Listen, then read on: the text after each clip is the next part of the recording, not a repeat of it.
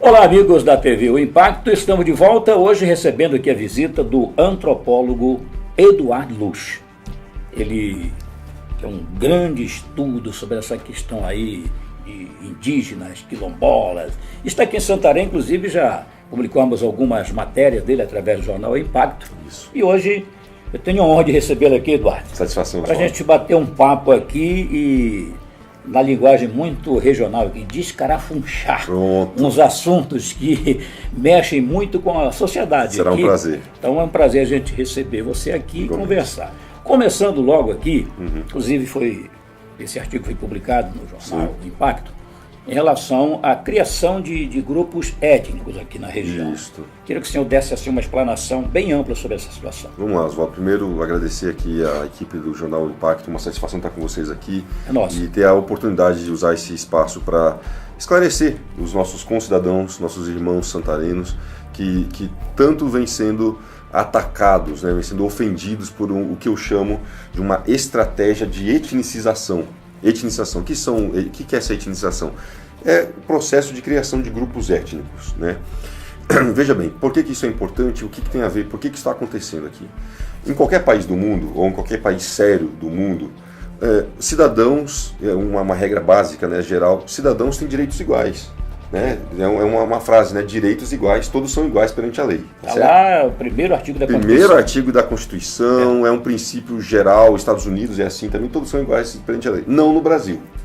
No Brasil, descobriu-se, nós estamos descobrindo aos poucos, na verdade, alguns já sabiam, uma pequena parcela, eu chamo de uma elite intelectual antropológica, uma elite intelectual que a gente pode chamar de engenheiros sociais, descobriram que no Brasil, por conta de todo a sua cobertura vegetal, de todo o seu território, grupos étnicos, pessoas que pertencem a grupos étnicos, têm direitos diferenciados. Tá? E esses direitos diferenciados atendem a interesses de outras pessoas, outros grupos e outros que não os interesses nacionais. Inclusive de outros países, né? Inclusive de outros países. Então, a primeira coisa que acontece são os direitos territoriais. Quando você faz parte de um grupo étnico, você tem direitos territoriais diferenciados. O principal deles é o direito originário. O que é o direito originário para o nosso telespectador entender? Direito originário é aquele direito atribuído a populações indígenas, a populações étnicas no país. São direitos constitutivos de um grupo étnico indígena, de uma minoria étnica indígena, tá certo? Por que isso é importante? Por que isso é um direito diferenciado?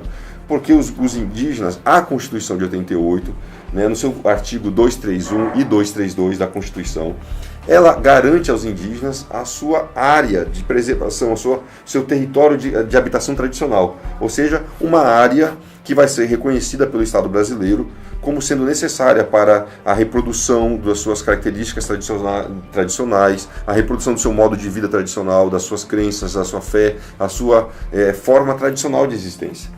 Certo? Então, um grupo indígena tem direito a um território tradicional. Bom, veja, segura essa informação, que ela é importante. Segura daqui, que ela é importante. Daqui a pouco a gente volta para ela. O agronegócio no Brasil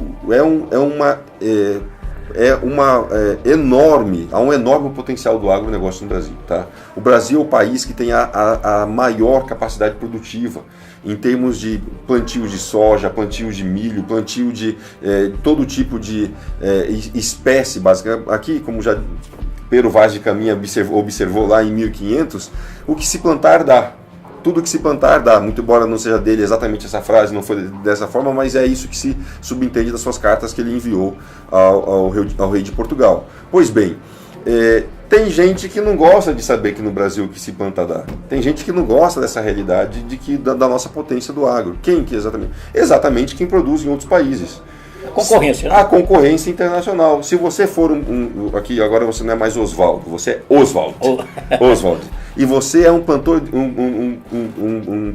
plantador, né, um produtor de soja, alguém que é do agro lá dos Estados Unidos. Tá? Você tem uma fazenda no Mississippi ou no Missouri e você descobre que o seu concorrente aqui no Brasil, no mesmo hectare que você usa para plantar lá, ele consegue produzir 3 vezes mais.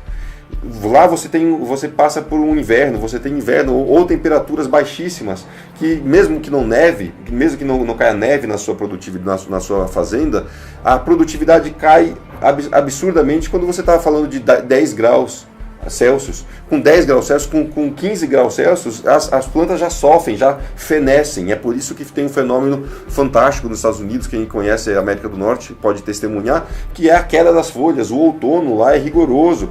Com 10 graus já é bastante frio para a maior parte das gramíneas, das plantas e tudo mais. E o plantio de soja é uma vez só ao ano.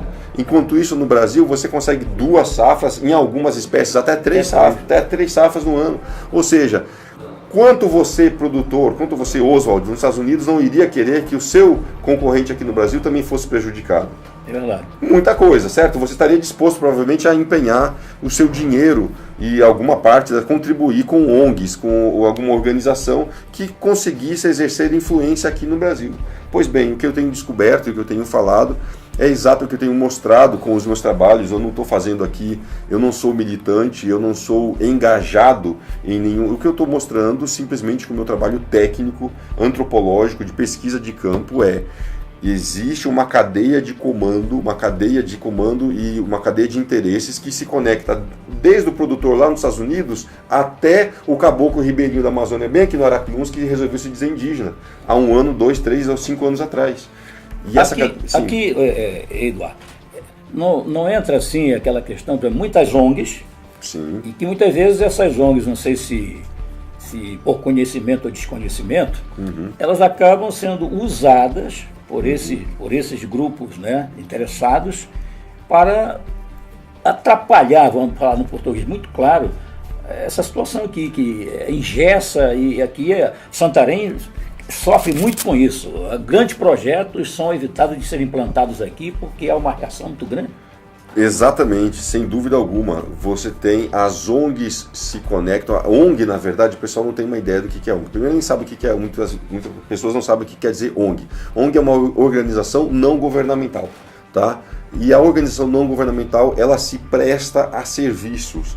Existe ONG para tudo no mundo. Existe ONG desde tratamento de água até ONGs que trabalham, por exemplo, com cuidado humano, né, com cuidar, por exemplo, Médicos Sem Fronteiras. É uma organização não governamental. Ela é uma organização que junta profissionais da área da medicina e atendem populações humanas que têm carências, tá certo? Aí a gente pode concluir que tem ONGs do bem e ONGs do mal, né? Podemos dizer que sim, né? Tem ONGs do bem, mas na verdade são ONGs que prestam serviços, sim, tá?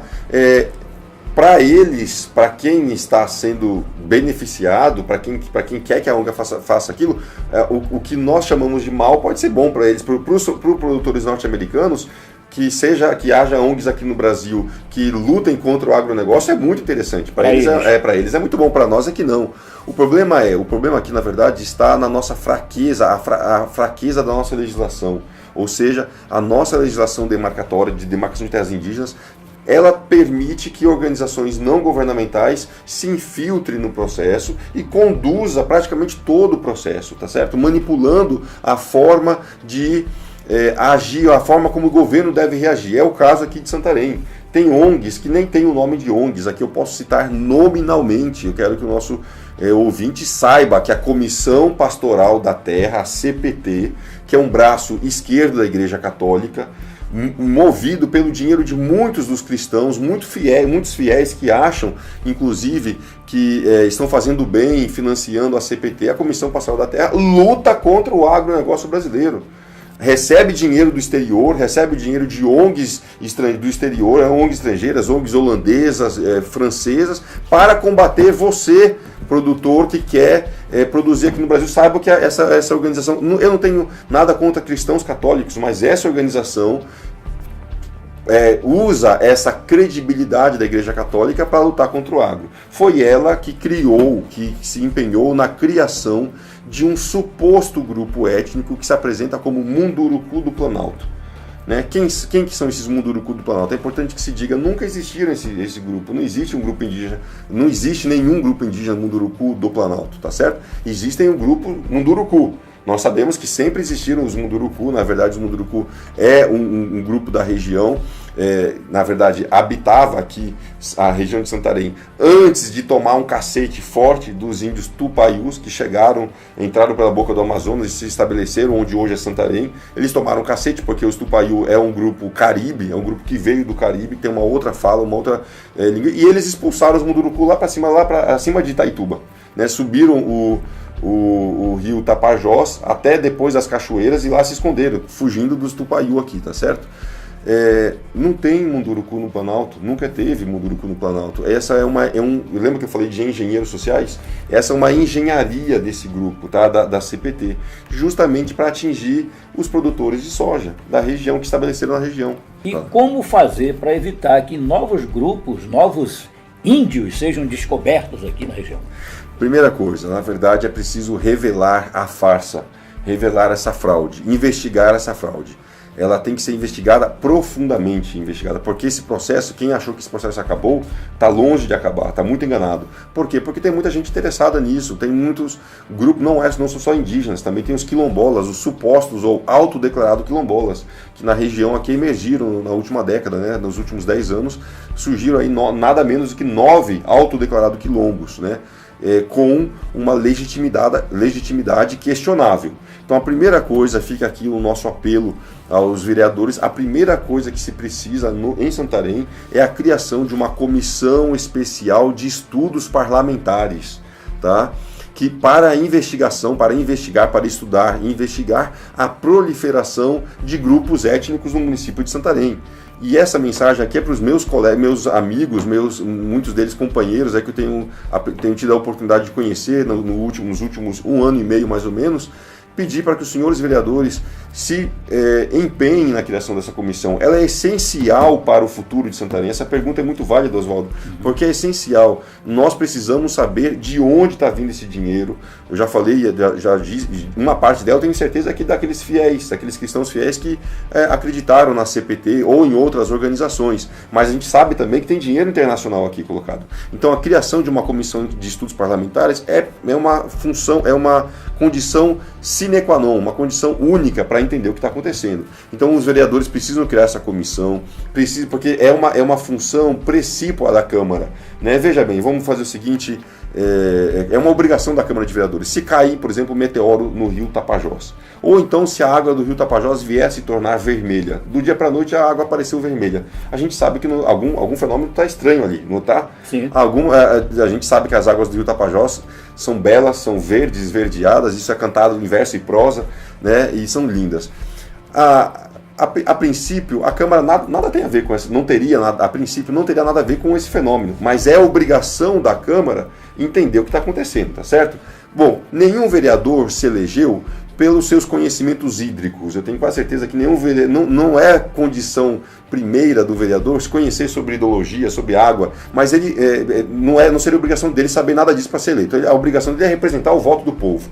O povo, assim que essa notícia chegasse à Câmara, falou: "Ô vereador, o Tapajós ficou vermelho, né? Aconteceu alguma coisa." O que a Câmara tem que fazer? Criar uma comissão de estudos, contratar técnicos, levar a campo, levar o que está vendo, vamos investigar as causas desse fenômeno hidrológico, desse fenômeno aqui, que as águas estão estranhas agora. Pois bem, a mesma coisa está acontecendo, a mesma metáfora serve para exemplificar esse meu pedido. Santarém tornou-se alvo de uma estratégia etnicizante. O que é isso? É o seguinte: nos últimos 10 anos, na última década, desde o ano 2000, portanto agora já são quase 15 anos ou 18 anos, 2003, 2004, por ali, um fenômeno social estranho tomou conta de Santarém. O que é? Pessoas se dizendo indígenas. Pessoas passaram a se dizer indígenas e quilombolas. Inclusive você tem uma experiência... Não, eu fico aí às vezes nas conversas, quando o assunto vem à tona. Eu lembro que quando eu era criança, a gente observava que alguém chamasse para outro de índio, havia uma reação, sim, entendeu? Ninguém queria ser índio. E hoje o pessoal diz: olha, antigamente ninguém queria ser índio e hoje todo mundo quer ser. Será que essa decisão, essa mudança de comportamento, é pelo poder de convencimento do que ele recebe ao ser considerado índio? Sem dúvida alguma, Oswaldo, sem dúvida alguma. Eu estou dizendo que as ONGs, na verdade, elas fazem faz bonito com o chapéu do governo, ou seja, elas convidam a um aparato, a todo um conjunto de organizações e de pessoas que passam a convidar, eu chamo isso de catequese etnogênica, uma pregação etnogênica. Elas passam a convidar cidadãos, caboclos, amazônidas, ou tapajoaras, ou tapajônicos, para serem índios. E elas chegam para o caboclo e perguntam: caboclo, vem cá, qual é a tua autodeclaração étnica? O caboclo fala para ele: eu nem sei o que é isso. Não, por que você não se declara etnicamente? Como assim? Você se diz o quê? Eu sou o caboclo, você está vendo? O que você ganha para ser caboclo? Não ganha nada. Mas se você vier ser índio conosco, você vai ganhar Bolsa Família, você vai ganhar cesta básica, você vai se aposentar mais cedo. Se a sua mulher tiver filho, R$ 2.500 para cada filho que nascer. Se o seu filho já vai ter uma educação especial para o seu filho, está na época da faculdade, ele vai entrar pelas cotas. Ou seja, as ONGs fazem todo um processo de convencimento do caboclo para ele se dizer indígena, para ele se dizer borari, para ele se dizer munduruku do Planalto e tudo mais. E o que eles querem em volta? Na verdade, o que eles querem é crescer a área do Estado, estatizar. O que eles querem é diminuir a propriedade privada, diminuir a influência da propriedade privada e estatizar, criar. Na verdade, o que eles estão fazendo, eles estão se colocando a serviço do agronegócio internacional ou de interesses internacionais para prejudicar o agronegócio nacional, para criar uma situação de pobreza, de tristeza, uma situação de, eu diria assim, de decadência econômica, que vai levando progressivamente o Brasil cada vez mais à esquerda, cada vez mais dependentes de iniciativas do Estado, de bolsas família, de coisa do tipo. E aí você vai aumentando o número de militantes, para você ver, o Brasil, Santarém é um centro da esquerda, é um centro nacional da esquerda, né? O que tem de militante, o que tem de gente que votou aí nas últimas eleições com a esquerda é absolutamente assustador, porque é um pessoal que está militando contra a própria autonomia econômica da região, e isso é preocupante, né? Então essa observação que você fez com relação antes não aceitar, e agora só tem uma mudança política, só tem um fator que mudou muito: as políticas estatais, políticas públicas para essas populações que se dizem étnicas ou minorias étnicas. A partir dos anos 2000, você aumentou excessivamente o número de políticas públicas, e esses grupos passaram a se dizer indígenas, motivados, estimulados e motivados por um conjunto de organizações que vê benefícios para outras pessoas, para outros interesses na assunção dessa identidade étnica. No fundo, as pessoas estão sendo usadas pelas ONGs. Perfeito. E, por outro lado, ONGs que estão sendo usadas por outros países, né? Exatamente, Oswaldo, exatamente isso. É isso que a gente chama a atenção, é por isso que eu, com muito prazer, tenho contribuído com o jornal O Impacto, também com alguns artigos. Eu espero que eles tenham a repercussão necessária, porque isso é um ataque ao nosso sistema econômico. Isso que você acabou de resumir com suas palavras, essas pessoas estão sendo usadas por outras, que por sua vez são usadas por outras, que por sua vez são usadas por interesses econômicos. E que prejudicam o país. E que prejudicam o desenvolvimento social, prejudicam o país. Você não consegue construir, você não consegue asfaltar a BR-163 porque sempre tem um grupo indígena, sempre tem que ter... Não consegue implantar um novo porto porque aparece um quilombo para atrapalhar. Aqui, Santarém é o único lugar do mundo praticamente onde o povo bate palma e tem orgulho de dizer que aqui um quilombo parou o porto. Tá? Em qualquer lugar do mundo, um porto é sinônimo de desenvolvimento, de progresso, de divisas para o país. Emprego e tudo mais. No Brasil... Tem militonto suficiente para bater palma. Ah, que maravilha, um quilombo parou o porto. É isso que eles fazem, né? Uma celebração contra a economia da nação, contra a economia e desenvolvimento regional. Então, ao meu ver, a gente tem que mostrar os fatos, mostrar as evidências. Eu não estou militando, eu estou mostrando as evidências que existem. Agora, é claro que o meu trabalho tem repercussão e deve ter repercussão na Câmara de Vereadores, na Prefeitura de Santarém. Fica aqui também, eu deixo também um recado ao senhor prefeito, que inclusive já tomou ciência da gravidade da situação e ficou de estudar a melhor maneira de empenhar os seus procuradores em defesa do município, os seus advogados, os advogados do município em defesa de Santarém. Está na hora, prefeito, da gente ter uma iniciativa sua nesse sentido. Estamos aguardando aí que o senhor realmente ingresse na justiça na defesa do município. Santarém será prejudicada e nós não sabemos ainda o montante que Santarém vai perder em milhões de reais se ele perder áreas, o tamanho da área que vai ser demarcada, ou o tamanho da área pretendida para a área de quilombos, para a área de terras indígenas, vão ser milhares e mais milhares de hectares que serão prejudicados, que serão atingidos. Então isso exercerá uma influência negativa. É hora, prefeito, do senhor ingressar em juízo também. Ok, bem, a gente encerra esse assunto neste momento por aqui, mas nós vamos voltar para tratar de um outro assunto com o antropólogo Eduardo Luz.